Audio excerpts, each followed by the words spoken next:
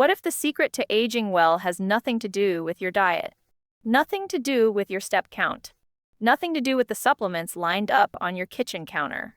What if it's something almost nobody talks about at the dinner table?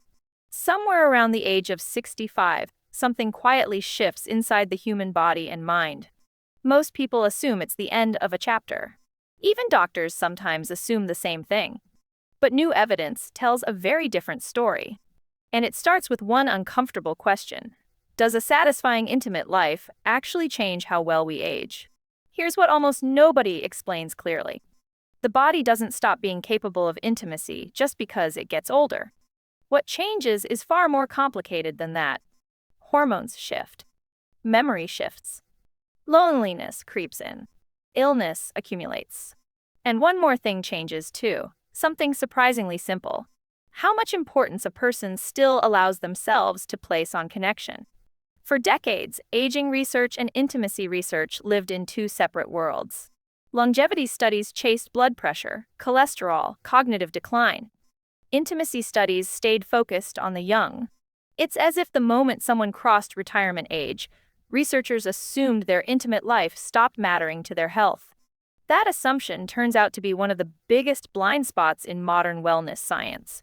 So one team of researchers in Germany decided to test it directly. They didn't study a small, unusual sample. They tracked thousands of adults across multiple survey waves spanning nearly a decade, from the early 2000s through 2011. Each wave pulled in well over 3,000 people, sometimes more than 5,000. This wasn't a niche academic footnote. This was a large-scale, population representative look at how real people experience intimacy as they move from midlife into their senior years. Participants got split into two groups. Midlife, ages 40 to 64. Later life, 65 and beyond. Then researchers compared everything: physical health, chronic illness, depression, cognitive sharpness, social contact, and the centerpiece of the whole study, how satisfied people actually felt with their intimate lives. And the results were not what most people would predict. Start with the obvious one. Older adults reported more chronic illness. Nobody's shocked by that. Bodies accumulate wear over the decades. That's one of the most consistent patterns in all of medicine. But then came the finding that quietly breaks a myth. Depression rates? Almost identical between the two age groups. Read that again. Growing older did not mean growing sadder. It did not mean more withdrawn, more hopeless, more emotionally flat. The data simply refused to support that story. Aging on its own is not inherently a depressing experience. What happens around a person as they age may matter far more than the age itself. Next came something subtler, something that says a lot about how human priorities quietly rearrange themselves over time. When researchers asked people to rate how important intimacy and closeness were to their overall well-being, older adults scored noticeably lower than midlife adults. About a full point lower on the scale. At first glance, that looks like older people simply stop caring. But look closer, and a different picture forms. It's not that intimacy stops mattering. It's that its place in a person's identity gets renegotiated. Sometimes by health changes, sometimes by grief, sometimes by habit, and sometimes by a culture that quietly tells older adults this part of life is supposed to fade into the background. Cognitive function declined with age, too, which lines up with everything we already know about brain aging. And the number of close relationships people actively maintained shrank as well. Retirement removes daily coworkers. Friends move away or pass away. Adult children build their own busy lives. The social web that once surrounded someone in their 40s often thins out dramatically by their 70s. And then, the headline number, overall satisfaction with intimate life declined with age. Not for everyone, but as a clear, statistically significant trend across the entire population studied. So here's the real question the researchers actually cared about. Out of everyone in that older age group, who defied the trend? Who stayed satisfied, connected, fulfilled, well into their 70s and beyond? Buried inside that data was a pattern. And that pattern matters more than the headline decline ever could. 3 factors stood out above everything else. The first is loneliness. And this is where the story stops being abstract statistics and becomes something almost every family on Earth can recognize. People who reported higher loneliness were significantly less likely to feel satisfied with their intimate lives. That connection makes sense the moment you think about it. But the scale of the problem is what should genuinely concern us. Public health researchers now describe a loneliness epidemic, and older adults are often hit the hardest by it. Retirement. Widowed. Reduced mobility. A culture increasingly mediated through screens instead of faces. All of it quietly erodes the social infrastructure that used to keep older adults embedded in daily human contact. And when that infrastructure weakens, it doesn't just dim someone's mood in some vague, abstract way. It appears to ripple directly into something as personal as how satisfied they feel with their own body and their own relationships. Here's why that matters more than it sounds. Loneliness isn't just a feeling. Chronic loneliness has been linked to elevated stress hormones, disrupted sleep, weakened immune function, even added cardiovascular strain. Physiologically, it behaves almost like a low-grade chronic illness of its own. So when lonelier older adults report less satisfaction with intimacy, that's not just describing a mood.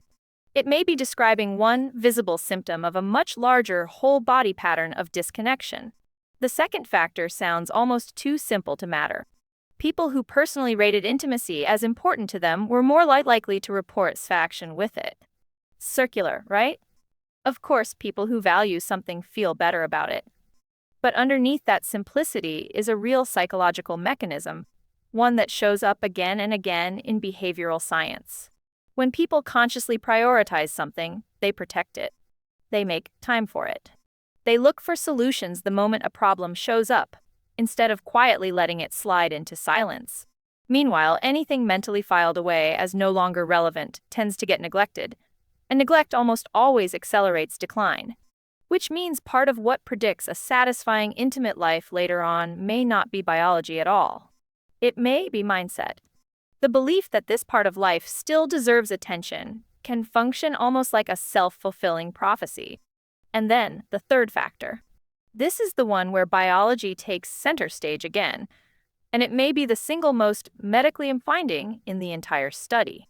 Women were consistently less likely than men to report satisfaction with their intimate lives after 65. There's a clear physiological reason why. Menopause triggers one of the most dramatic hormonal transitions the human body ever experiences. Estrogen drops sharply, and that single shift sets off a cascade of changes throughout the body. Not just hot flashes. Not just mood swings, the two symptoms that get all the public attention.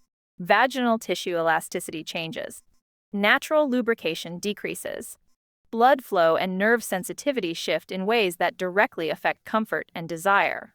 Many women experience what's clinically called genitourinary syndrome of menopause, thinning tissue, dryness, irritation, sometimes real pain during intimacy. It's an incredibly common experience. And yet it remains one of the most under-discussed medical topics in the entire aging population, largely because of lingering discomfort around openly talking about women's sexual health later in life. Here's the part that deserves far more attention than it usually gets. These symptoms are not something women are simply supposed to accept as the unavoidable cost of getting older. There is an entire field of urological and gynecological medicine built specifically to address these changes. Treatments that can improve tissue health, ease discomfort, restore lubrication, support libido. Options range from localized hormone therapy to non-hormonal treatments to simple lifestyle-based approaches. And yet, so many women never bring these symptoms up with a doctor at all. Sometimes because they assume nothing can be done. Sometimes because the topic still feels embarrassing, even inside a private medical appointment. Think about what that really means on a societal scale. An entire population of women may be quietly living with treatable discomfort, simply because the conversation around aging and intimacy has been culturally coded as something you don't bring up. That silence has a real cost. Not just to individual well-being, to relationships, to confidence, to the emotional closeness between long-term partners trying to navigate this transition together without the information they actually need. Now zoom out from all three factors: loneliness, personal prioritization, hormonal change, and a much bigger picture starts to form. This research was never really just about intimacy in later life. It's about how tightly woven our physical health, our social world, and our emotional well-being actually are, especially once we cross into our 60s and 70s. There's a reason researchers who study healthy aging keep circling back to intimacy as more than a private matter. People over 65 who report higher satisfaction with their intimate relationships also tend to report better overall well-being, and what researchers sometimes call more successful aging. Better physical function, stronger emotional resilience, often stronger social integration overall. That doesn't mean intimacy alone causes better aging. Correlation isn't causation, and the relationship almost certainly runs in both directions. People who are healthier and more connected likely find it easier to maintain satisfying relationships, and satisfying relationships likely reinforce that same health and connection right back. Less a single arrow of cause and effect. More a feedback loop, quietly strengthening or weakening every piece over time. So what does any of this actually mean for a real person, living a real life right now? It means aging isn't a simple, linear slide toward disconnection. It's shaped enormously by choices most of us rarely think to make on purpose. If loneliness is one of the strongest predictors of dissatisfaction, then something as small as a regular phone call, a weekly visit, staying woven into a circle of friends and family, carries far more weight than most people ever give it credit for. This isn't a grand gestures. Researchers studying social connection consistently find that small, consistent contact, a short message, a shared meal, a regular check-in, does more for long-term well-being than occasional big events ever could. It also means men, statistically, may need to be more intentional here. Research on social patterns across the lifespan repeatedly shows men maintain fewer close friendships than women as they age, often relying almost entirely on a spouse or partner as their primary, sometimes their only, source of emotional connection. When that one connection is lost or strained, the safety net underneath it can be thinner than it looks from the outside. Reaching out to an old friend, without needing a special occasion as an excuse, can quietly rebuild part of that net before it's ever needed in a crisis. And for anyone navigating the hormonal side of this, especially women moving through menopause and beyond, the message from the research is hopeful, not discouraging. These physical changes are real. They are not a personal failure, and they are not something to be quietly endured in silence. They're a medical topic, exactly like blood pressure or bone density. And they deserve the same open, judgment-free conversation with a healthcare provider that any other health concern would get. Maybe the deepest takeaway from all of this isn't really about intimacy at all, at least not on the surface. It's about something underneath the data. How connected we let ourselves feel to other people. How much we still allow ourselves to prioritize closeness. How willing we are to face the physical realities of our own aging bodies instead of quietly avoiding them. All three quietly combining to shape not just how satisfying our relationships feel, but how well we age as whole human beings. We spend enormous energy tracking steps, counting calories, optimizing sleep scores. All of that matters. But this research is a quiet reminder that some of the most powerful predictors of a good life later on were never going to show up on a fitness tracker. They show up in whether we still call the people we love, whether we still believe closeness is worth protecting, even when it feels easier not to, and whether we're willing to have the conversations with a partner, with a doctor, with ourselves, that so many people spend an entire lifetime quietly avoiding. So maybe the real question